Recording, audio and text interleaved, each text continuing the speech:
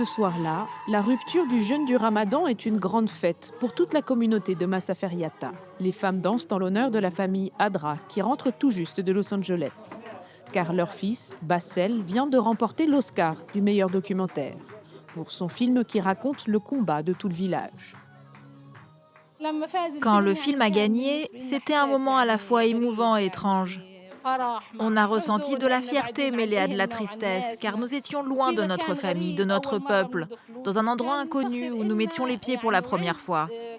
C'était une immense fierté, en tant qu'Arabes et Palestiniens, de recevoir une récompense aussi prestigieuse pour un film qui raconte la souffrance du peuple palestinien. Pourtant, cette victoire a pour Bassel un arrière-goût d'amertume. Le film a été violemment attaqué par des mouvements pro-palestiniens, appelant à son boycott. En cause, la collaboration entre Palestiniens et Israéliens à l'origine du projet, tel que l'explique sur scène le co-réalisateur Yuval Abraham. On a fait ce film, Palestiniens et Israéliens, car ensemble, nos voix sont plus fortes. On se voit les uns les autres.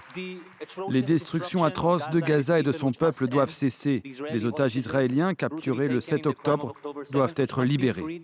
À Masafer Yatta, la polémique est encore dans tous les esprits. Pour un Palestinien, être accusé de normalisation est difficile à vivre au sein de sa communauté. Mais Bassel Adra défend ce travail conjoint avec les réalisateurs israéliens qu'il connaît depuis des années. Nous avons réalisé ce film dans une perspective militante. La dernière chose que je voudrais au monde, c'est normaliser la situation. Au contraire, ce que nous voulons, c'est changer cette réalité. Je suis très attristé de voir que des Israéliens comme des ministres et des organisations de colons sont contre nous et exercent une forte pression contre nous, tout comme le BDS le fait également.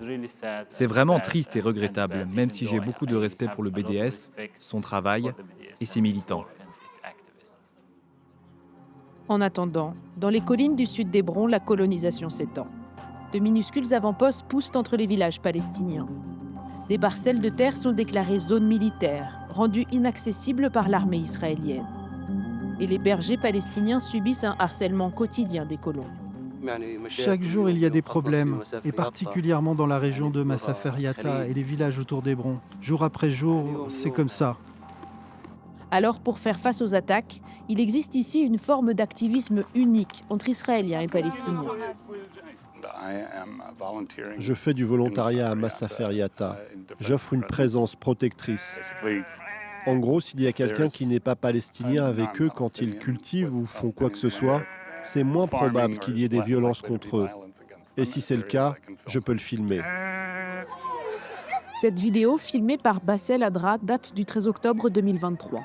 On y voit un colon tiré dans le ventre de ce Palestinien. Nous retrouvons la victime chez lui.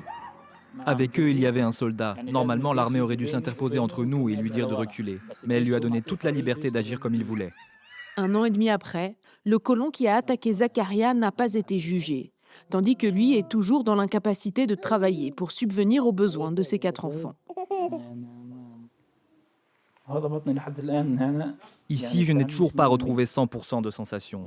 Peut-être que d'ici 3 ou 4 mois, en juillet, les docteurs devront faire une autre opération. Depuis le 7 octobre, les colons ont changé leur comportement. Où qu'ils aillent, il y a des problèmes. Avant, ce n'était pas comme ça tout le temps. Depuis 2023, les violences dans la région ont aussi poussé plus de 300 familles à quitter leur maison, selon les Nations Unies.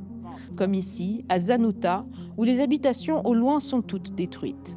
Les villageois sont partis à la hâte après les attaques des colons qui ont suivi le 7 octobre. Mais la justice israélienne vient de leur accorder le droit de revenir. La police militaire boucle la zone et des activistes israéliens sont venus dans l'optique d'accompagner ces Palestiniens. Sam est chargé de prendre en photo les plaques des voitures des colons. Le but, c'est de documenter tout ce qui arrive ici, pour montrer que le harcèlement des colons a commencé alors que la population locale n'est pas encore revenue.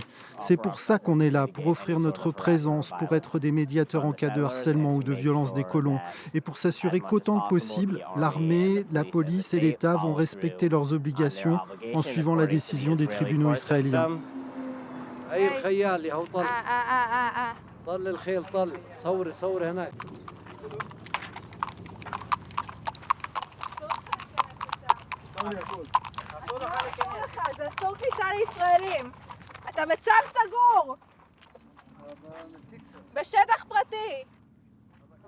Il n'a pas l'air de s'en soucier.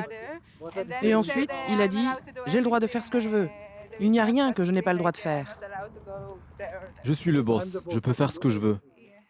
Et pour ce représentant local palestinien, le soutien des activistes est le bienvenu.